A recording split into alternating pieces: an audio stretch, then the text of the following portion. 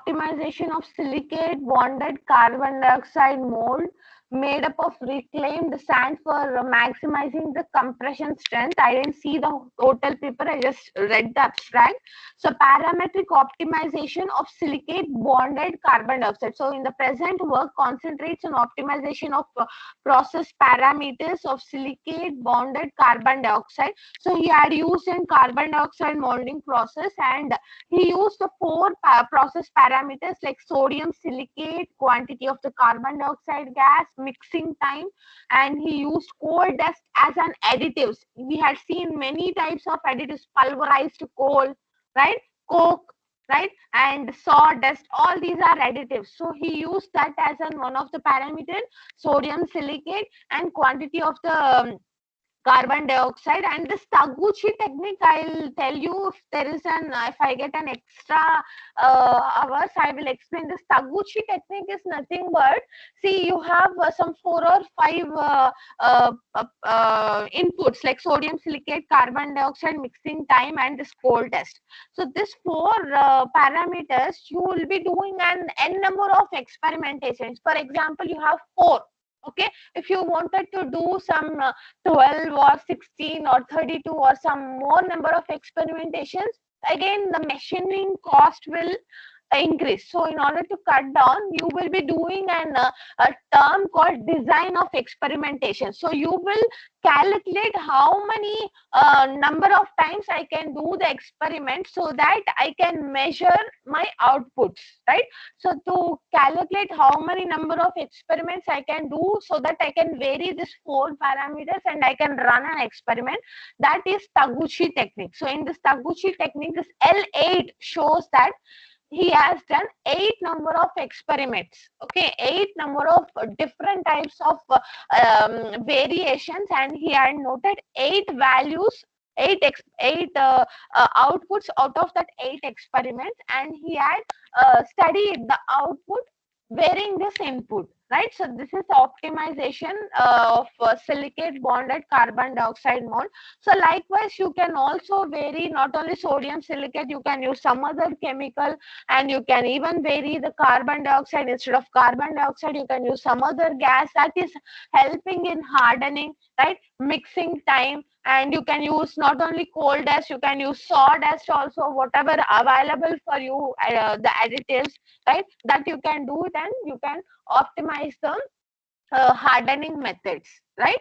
Is it, are you understanding the how to do the project in sand casting? This is one paper, right? Are you able to understand? Yes.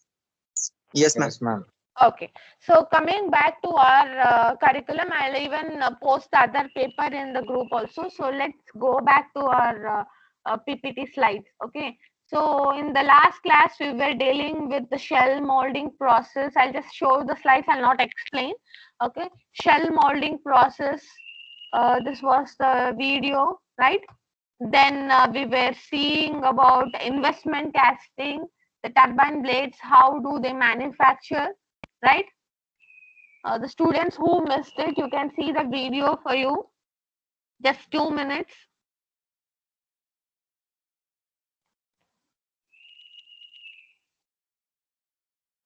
Right? Then carbon dioxide molding, what we were discussing now. Then we had seen permanent mold casting, right? And then we had seen different 2 varieties of die casting process. Right? This is an die casting principle. So this is an hot chamber process. Then this is an cold chamber process. You will be having a sleeve here. There you will be having a gooseneck.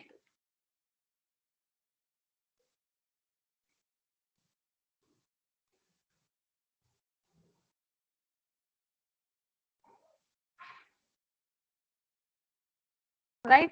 And then this is a centrifugal casting for hollow tubes.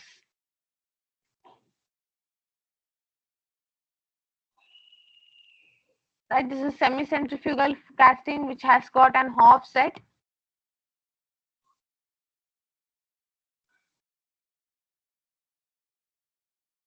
right? Then this is one example of semi-centrifugal. You can see there is a revolving table. This is centrifuging, right? So now we'll go back to the next topic, that is casting defects, right? So some of the students said casting defects. Some of the examples of the casting defects is like he said. Some of the students said about blowholes, misrun, mismatch, isn't it? So this casting defects is broadly classified into 5 types. Okay, gas defects, shrinkage, cavities, molding material defects, pouring metal defects, metallurgical defects. So what is this casting defects? It all depends on the gating system design defects. The defects, or there could be an physical rupture, there could be an internal cracks, internal rupture, or internal misplacement of the layers of the casting component. All these will come under the casting defects, right? So this, when you're doing an n number of the casting components from the permanent mold or a die casting process, you have to be aware at the initial stage only. At initial stage only, you should rectify the defects. Then if you manufacture the components at last, if you study the defects, it's faced, right? So casting defects has to be you have to examine, you have to inspect it at the initial stage only. For inspecting the casting defects also, you have different methods, like you can do destructive testing, you can do non-destructive testing, you can do mechanical testing, like in your material testing lab you were doing an iso test, isn't it? You were doing a tensile test, you were doing hardness test. All these are for measuring the hardness, for the mechanical properties like ductility, strength, right? For measuring how the resistance towards the erosion, right? All these you were testing in your mechanical testing lab. But when you see this casting defects, you sometimes you can visually inspect that by your naked eye. Sometimes you cannot see some internal cracks like slag inclusions, misshapes. All these you will be going for non-destructive testings. So before inspecting that, you should know which type of defects that are being categorized, right? So basically it is being categorized as a gas defect, shrinkage cavities, molding material defects, pouring metal defects, and metallurgical defects, right? So, right. So this is a broadly classification. So now you can see on the picture on the screen, you can see some defects named blows, scars, blisters, gas holes, pinholes, porosity, drop, non-metal inclusions, dirt, wash, buckle, scab, rat tails, penetration, swells, misrun, cold shut, hot tears, shrinkage cavity, mold shift, core shift, right? So these are basically basic casting defects. So now we will see all these in detail. Okay, so first one, what is this mismatch? This one I was repeating a number of times. Mismatch. How do you get this mismatch? You can see the picture there. There is a shift of the upper part, upper half, and the lower half. How this is how this was happened?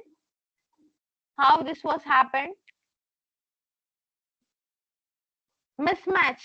Please, I'm expecting answers from you. Mismatch. How this could happen?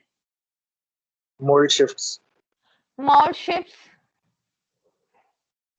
right? Not placing the drag and cope Yes, properly. not placing the drag and cope. There will be an pin. If you do not align the two pins, you will be getting this. And even if you do not place the mold, the cope box and the drag box properly, and the align pins of the drag box and the cope box also, you will be getting this mismatch. So how do you do the remedy for that? So one thing is properly you have to place the two halves, properly placing the mold halves, proper clamping, all this is necessary, right? So faulty using of the patterns or faulty using of cope and drags, because this I had seen in our lab. Some of the students got confused between what is a cope and what is a drag. Both the boxes look alike, right? So you have to take care to distinguish which is cope and which is tag before pouring the sand or before placing the pattern. First fix the cope and drag box, whether it is fixing tightly or not. Is there any offset? Is there any mismatch between the cope and the drag boxes or not? That you have to check, and then you have to go for the molding process, right? So this is a mismatch. Okay. Then the next one is a misrun. This also I had explained misrun. What is misrun? What is misrun? The figure itself it is showing. At least read that Air and gap. tell me. Hmm? Air gap in. No, that is not an air gap. Not fully filled cavity, ma'am, mold.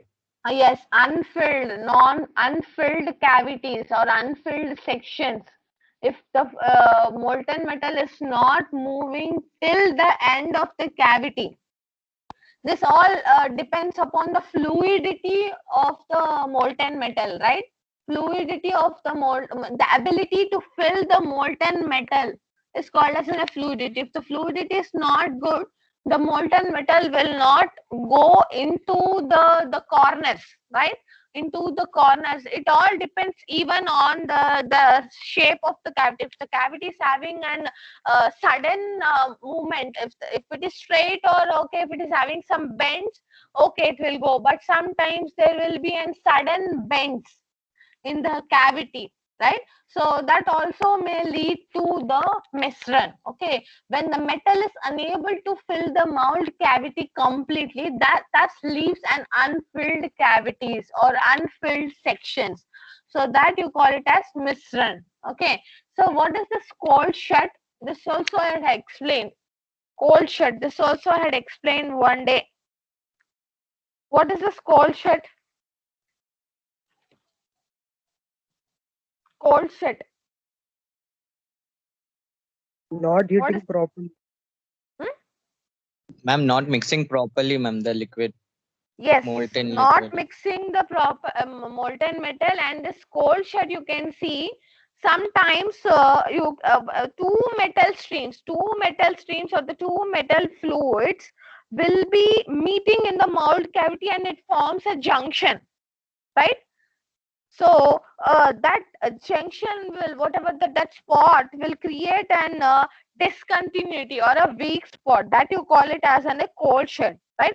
So this cold shut, you can avoid this if you have the fillet, right? If you have a fillet is nothing but not having a sharp corners. If you give some curvature, if the cavity, for the cavities or the shapes, whatever, for that corners, if you give some fillets, you can avoid this cold sheds. Okay, the main thing is if you have a lower fluidity, this will occur, cold shed will occur because of the lower fluidity, right? Fluidity, I repeated, the ability to fill the mold cavity, that fluidity plays a major role.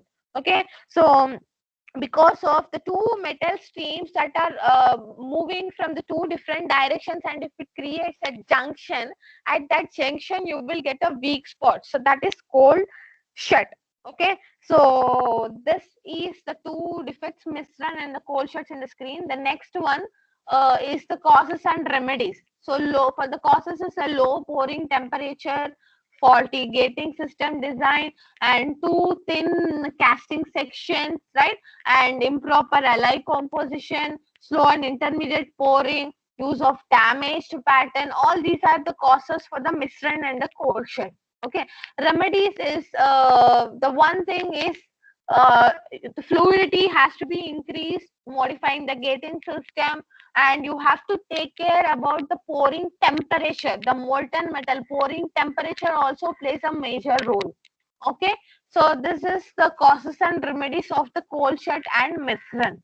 Okay, then the next one is the shrinkage cavity. What is the shrinkage cavity? How the shrinkages will occur? How the shrinkages will occur? When the pattern differs from casting. Pattern? Shrinkages. Okay, that you're thinking about that shrinkage. Pattern shrinkage. Now I'm asking the shrinkage defect of the molten metal after the solidification, the product. After solidification, you will be getting a shrinkage cavities. What is When this? metal is heated, it will expand. When it will cool down, it will shrink. That's why it will shrink. Yes. These are caused by the liquid shrinkages that occurs when during the solidification. So to compensate this, shrinkages are nothing but voids.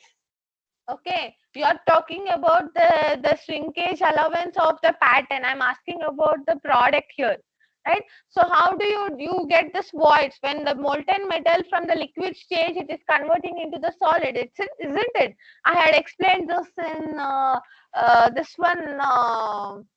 Did I give any example for this? In the riser, I had explained this one, the shrinkages, how this voids will occur in the directional solidification. One video I had shown this. Do you remember that? The voids. So to feed this voids, you will be using a riser. How the solidification will occur from the board, from in the directional solidification. Do you remember that?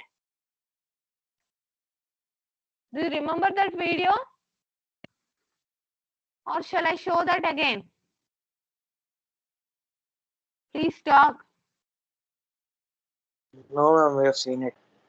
Okay, fine. So that is shrinkage cavities. Okay. So shrinkage cavities are void on the surface of the casting mainly due to the uncontrolled and hazardous solidification of the metal. The one remedy for this is properly placing the riser where there could be the voids. Okay. You cannot just put parallelly to the sprue. The riser will be of internal risers, side risers, right? So top risers, placing the risers so that you can avoid this shrinkage cavities. Okay. So causes improper gating design, risering system, too much high pouring temperature, improper chilling, right? So ensure, so one remedy I said, right? Ensure the proper directional solidification will be done, proper placement of the riser, you can avoid this shrinkage cavities. Can I go to the next defect? Yes, ma'am. Can I? Yes. Yes. Yeah, next one is the blowholes. This one also had repeated. So please tell me what is this blowholes? What is this blowholes?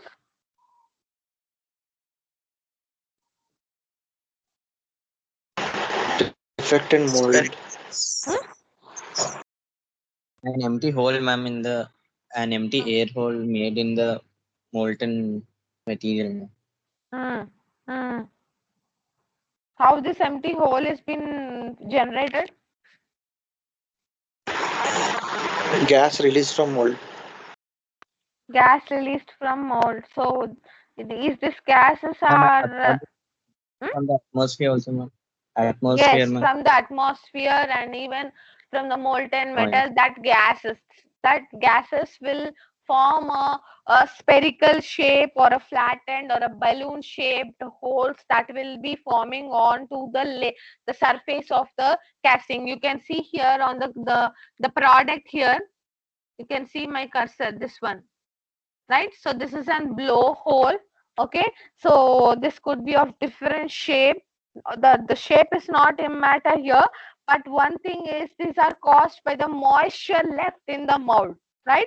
So this moisture will be when the moisture, whatever the, as this molten metal, it is in contact with the sand, isn't it? The sand has got a moisture content, and this molten metal, it is also, it is in the how the molten metal is been filled from the pouring basin towards a sprue.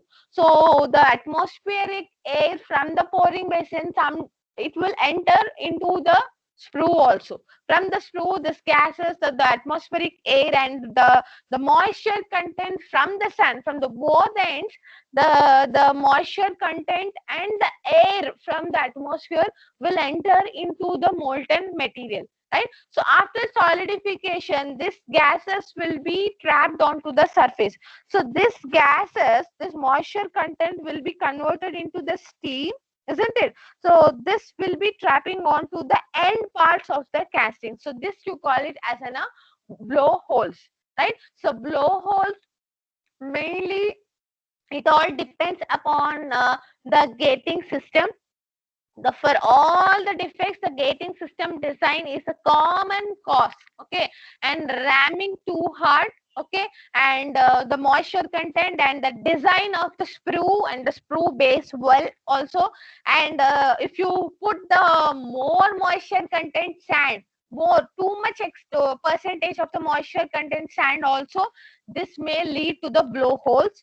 Okay, so properly placing the sprue runner cut, and properly placing the sprue base well, proper gating system design, and properly checking the sand properties also, the correct amount of the sand, the apt amount of the sand you have to use in order to avoid this blowholes. Okay, so how do you remove this blowholes after, okay, done after the sand solidified, you will remove the product? How do you remove this blowholes?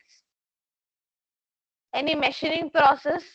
Just give me some machining process examples. Sanding, filing, sanding, filing and Filing. sanding. Okay, filing. Still any finishing operations? Examples of finishing operations? Welding, filling material. Welding. Okay, if it Actually, has got a deep hole, you can. Okay, still any finishing operations? You know, lapping. Sandblasting. machine. Sand blasting, right? So in the next class, I want you all to start. And one thing, I'll be giving some topics here. I'm not getting answers from you. It's waste. I'm studying and I'm telling to you. I will be improving myself. You should also improve, right? So now you have to because when I had worked in Lokesh Machines, in that I had seen this, how do they do finishing operations for the casted product. They were doing this cylinder heads and cylinder blocks, the directly from the casting, they will bring to our company, and they do the finishing operations, where the finishing, the mating will be done. To that finishing operations were done. And I had shown one slide also for you, the pattern color coding, and where the finishing should be done, where the machining should be done. Machining should be done for the faces, right? So please study what are all the finishing methods, finishing or machining machines that are done as a secondary operations after the casting is done. Okay, study on that and tell me tomorrow. Right? You understood my question? Yes, ma'am. Yes, ma'am. Okay, study on that and tell me by tomorrow. Okay, so this is the blowholes. So we'll go to the next one, porosity. So what is this porosity? CR, can you just read me the definition of the porosity on the screen? Porosity. Porosity is in the form of a cavities which cause you to gas entrapment during solidification. Yes, This is also like a blowholes, but this is due to the gases that are being extracted out from the molten metal, the gas entrapment on the surfaces of the liquid. This blowholes could be because of the moisture content, but this porosity is because of the gas entrapment of the molten metal. When it is changing from the liquid to the solid, the huge high temperature gases will be evolving out. So that gases will be locking onto the faces. So this you call it as porosity. On the screen you can see the holes here.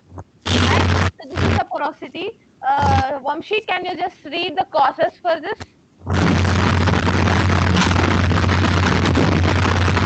Getting some disturbance.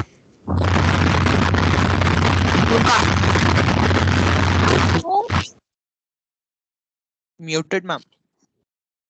Shall I put all the students? Shall I change the settings? Please take care of the sound. Right? Yeah, Yes, ma'am. Vamshi, I'm please. muted. Yeah.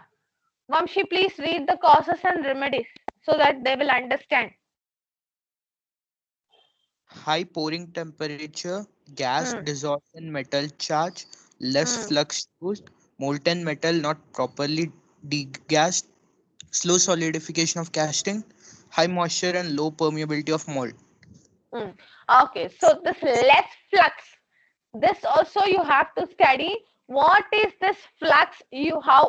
How they use this flux in the sand casting process? This you study it and tell me. This flux word you will be getting even in the welding also. You study it and tell me. If you are unable to answer in the next class, I will answer it. Why do we add the flux in the sand casting process? What is this flux? What is the For significance of easier the flux? removal from mold. Okay, just read it. Still more answers I'm expecting in the next classes. What significance of flux? Okay, so read the remedies. Remedies is nothing but opposite of causes. High pouring temperature, you have to optimize the pouring temperature. Metal composition, increase the flux proportions. The less flux, increase the flux.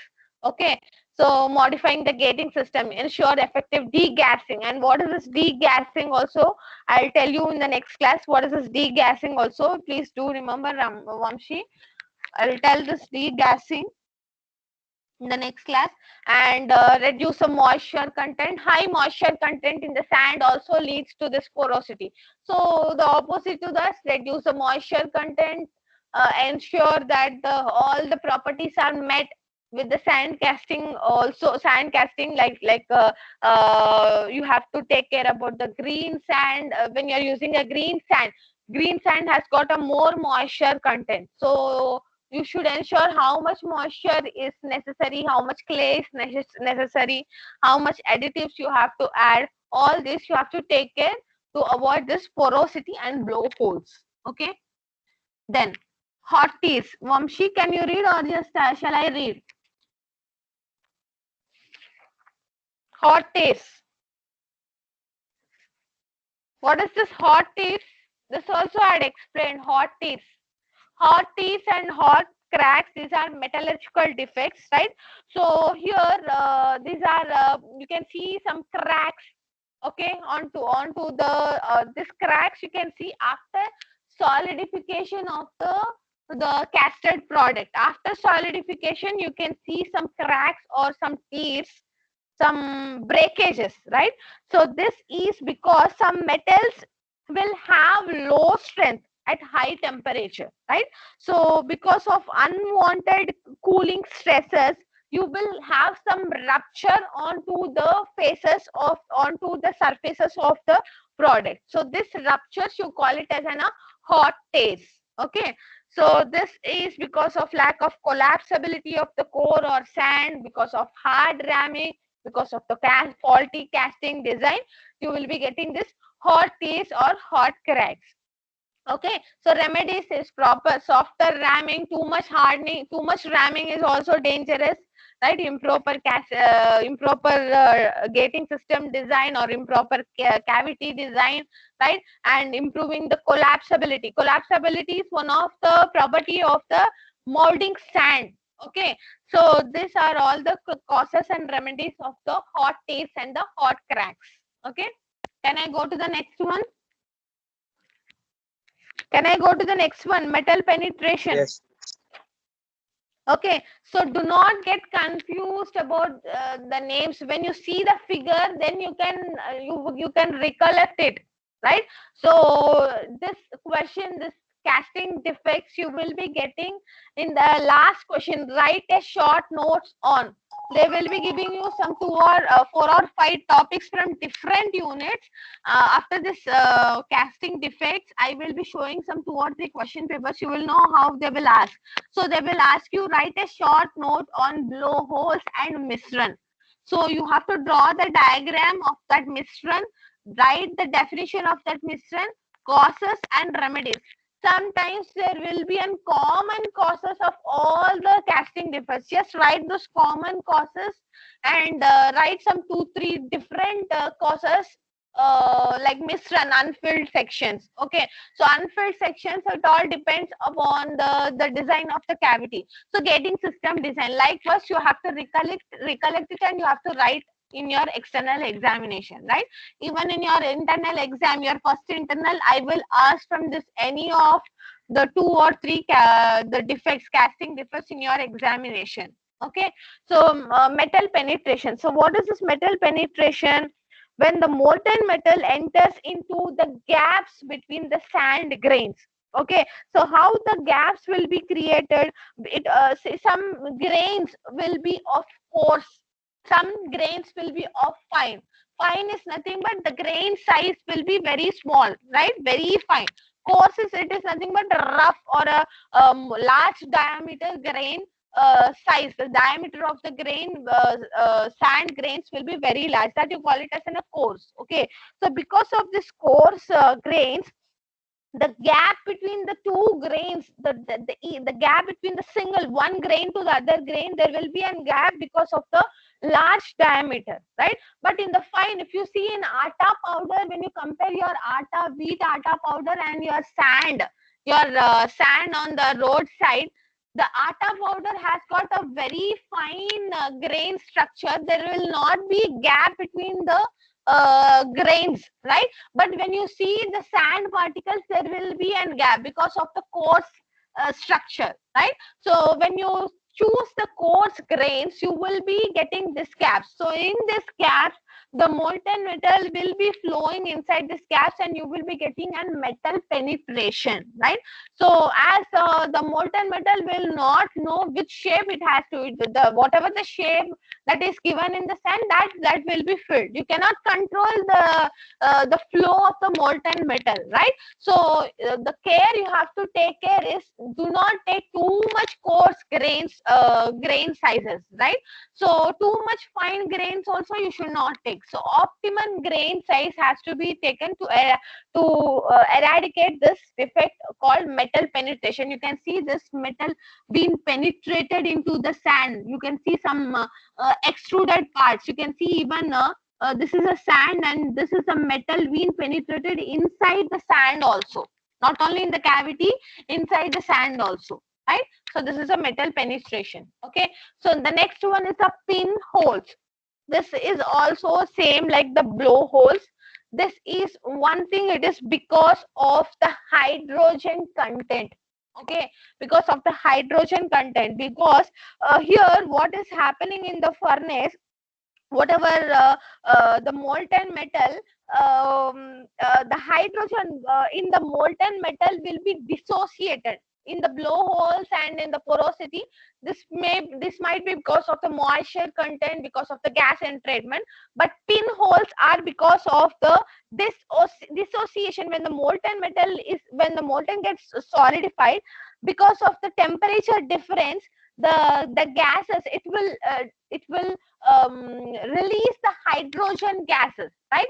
So this hydrogen gases will move around the mold, the solidified part, and it will stick on to the edges of the solidified part. So this creates a small continuous holes. Blowholes could be an irregular holes onto the face, but the pinholes will be on the movement that this gas, when if it is moving from one end to the other end, to in that moment, in that travel of the movement, the whole movement, you will be getting continuous small holes onto the faces, right? So this is called as a pinholes. This is mainly because of dissociation of the hydrogen gas when the molten metal, when it is solidifying, the gases, the solid, the whatever the molten gases, it will release the hydrogen content, right? So you have to take care on this to avoid this pinholes. Okay, coming to this swell. Okay, swell is nothing but you can also call it as an displacement of the cavity. For example, if you are having a rectangular slab, you wanted to manufacture a rectangular slab. Okay, so this rectangular slab, you are pouring the molten metal. Sometimes the face, the boundaries, the borders of the rectangular slab will be distorted. It will be expanded out and you may get a swell. Expanding of the face of the cavity, the sand wall, or the sand wall will get expanded and you will be getting an enlargement, or there could be an offset of the face of the cavity. So this you call it as swell. So because of this offset, the molten metal also will be pushed onto. Yes, I am getting some disturbance. Please do not disturb me. Please mute your mics. If you are having any doubts, raise your hand. At the end of the session, I will explain you, or I will send you the pictures to your WhatsApp number. Do not disturb me. For your case, I have to change the settings. From next class onwards, I'll change the settings.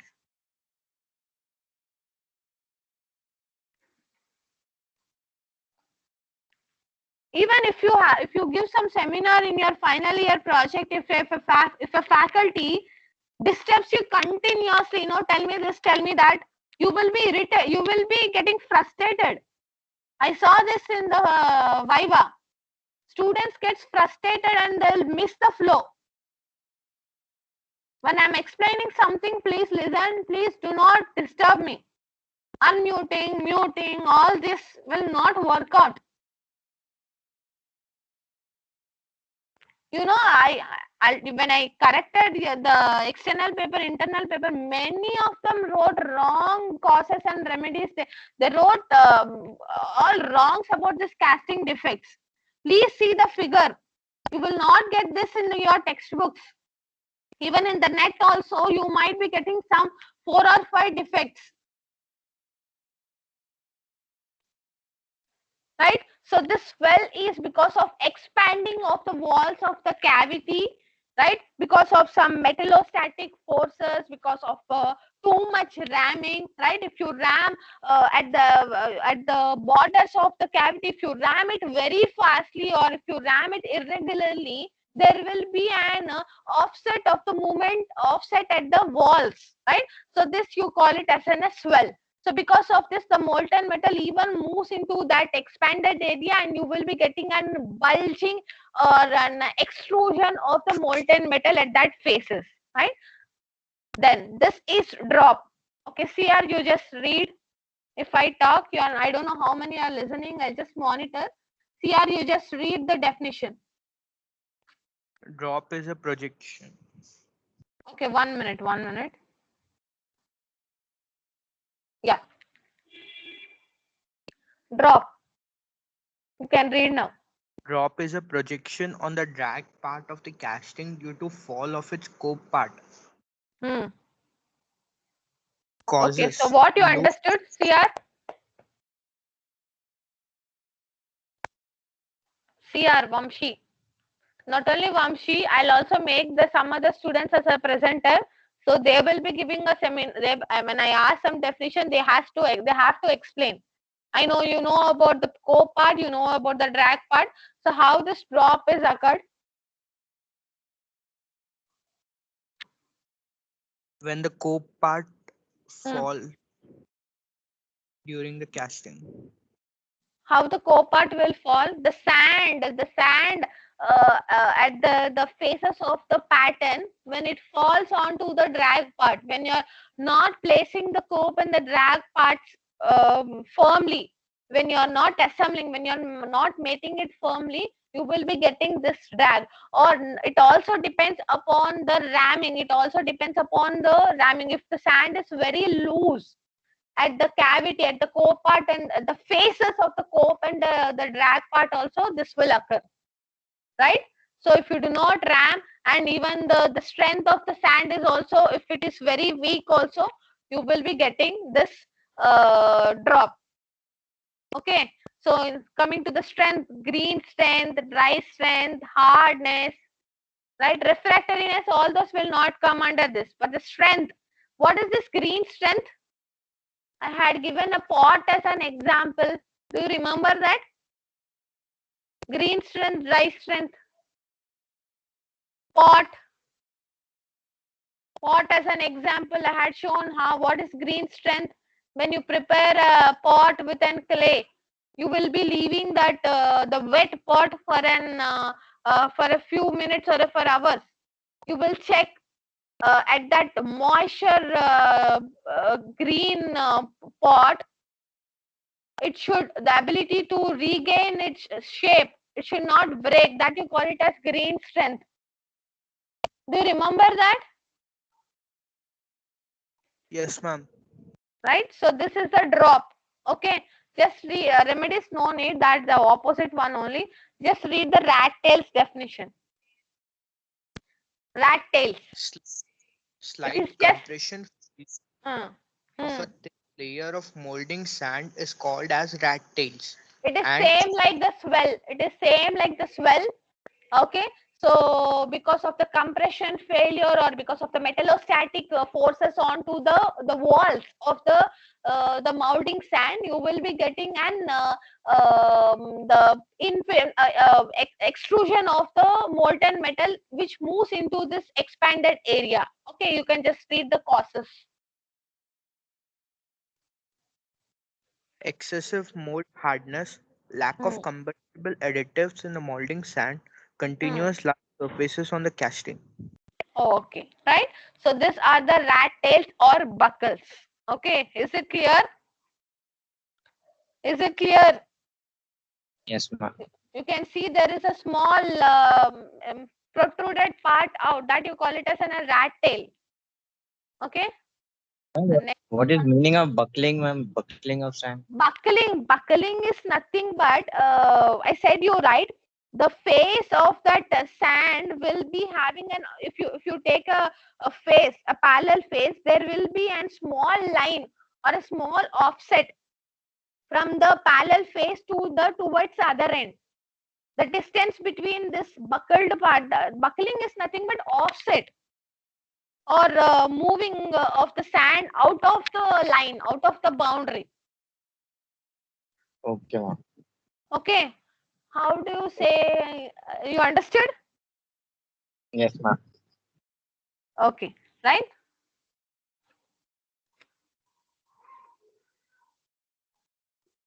Then next, yeah, it's finished. Rat tails, till now we had seen rat tails, swells, we had seen mist run, cold shut. Okay, we had seen hot tears, hot cracks. Okay, now I didn't show the slide about slag inclusions. What is the slag inclusions? Slag inclusions, what is this? We had seen Products slag. results from Slag, what is that? What is that? Repeat it. when you use it flux when you use flux, ma'am, to remove the impurities. The Flux products is we it. get. Yes, ma'am. Products? Yeah, ma'am. Products that are byproducts of ma'am, reaction of flux with ganglion. Generally, So why that do you is- add this flux? Flux is added to remove the impurities in the molten metal. as you are directly pouring the molten metal from the crucible furnace, you will be getting the slags, isn't it? So you can avoid the slag inclusions by using an slag entrapment methods like swells, slag, even in your pouring basin also you can use skim core. There is another method called flux, right? You will be adding this flux to the molten metal so that it will react with this impurities, and you will be removing this oxides or whatever the impurities, right? So even though you add this flux using the slag entrapment methods, sometimes even the slags will be moving, it will enter into the cavity. So it will enter into the cavity and it creates an inclusion. So that you call it as a slag inclusions. Okay. So properly avoiding the slag is the one remedy to remove the slag inclusions. Okay. So these are all the defects we had seen. We had seen pinholes, blowholes, right? So please do remember the pictures and write accordingly. Okay. Right, mould shifts, core shifts also will be there. If you do not give a proper supportings, what are all the supporting methods like chaplets? Okay, properly not placing the chaplets for giving the support to the cores, also you may get the core shift. Right, is it clear about the casting defects? Are you all Yes. clear? Yes, ma'am.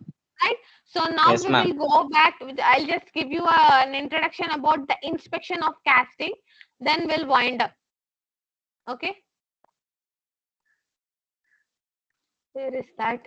Fine. Yes, inspection of casting. So I think when your class is till 11:40, right? Then you have 10 minutes break. At 12 your class starts. When your class starts? 11:50. 11:50.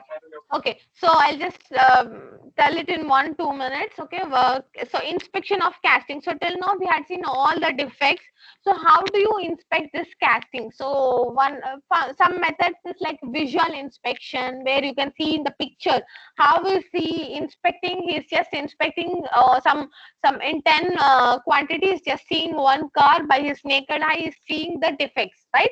So you can see only the surface defects, or you can see dimensional inspection by your naked eye, but you cannot see the internal defects like slag inclusions.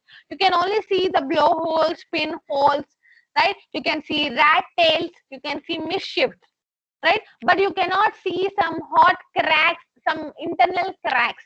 So for that you will be going for non-destructive testing, destructive testing, and you cannot see the mechanical properties by visual inspection, isn't it? Hardness and all, hardness, ductility, strength, right? That all you will be seeing with your mechanical testing, right? In your material science, we had, I don't know in which subject you had seen a Brinell hardness test, okay, tensile test, impact test, izod impact test. That is for the mechanical properties. But if you wanted to see the casting defects, you will be going for the non-destructive testing. Even you can go for the, you can even check the dimensions by screw gauge, vernier calipers also. But it is only constrained to only dimensions. But if you go for the internal cracks, you will be going for the different radiography, magnetic particle test. These are all will come under the non-destructive testing, where you will not destruct the component, you will not break the component, but you will be sending some X-rays, some magnetization, by sending X-rays, by sending ultraviolet sounds. All these are the different methods in non-destructive testing.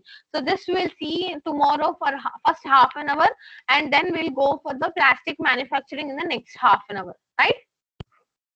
You can see the slides. This I will discuss tomorrow, and then I'll continue the plastic manufacturing like injection molding, blow molding tomorrow, right?